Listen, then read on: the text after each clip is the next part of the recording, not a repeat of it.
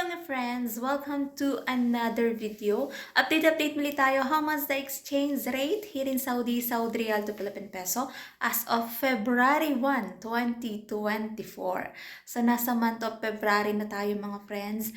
And para sa mga kababayan natin na ngayon pa lang magpapadala ng pera sa Pilipinas at nais malaman kung magkano ang ating update exchange rate, syempre mga friends, through STC pa rin po ito. Magkakaiba po ang palitan ng bawat bangko pero konti lang po ang difference noon. At least magkakaroon kayo ng idea magkano ang ating update exchange rate ngayong araw ng Huwebes, February 1, 2024. And mataas pa rin naman mga friends ang ating exchange rate. Siyempre gusto natin, pag magpapadala tayo ng pera sa Pilipinas, mataas yung palitan para malaki din yung matanggap ng ating mga pamilya doon sa Pilipinas. So magkano ang ating update exchange rate ngayong araw ng Huwebes, February 1, 2024?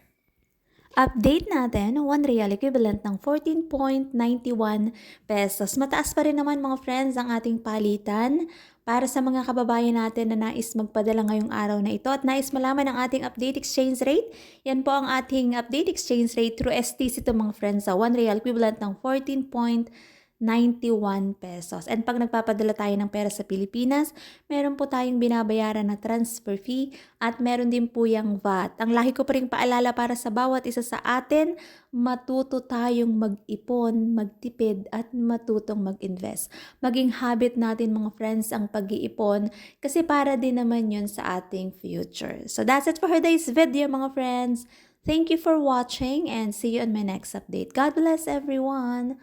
Much love.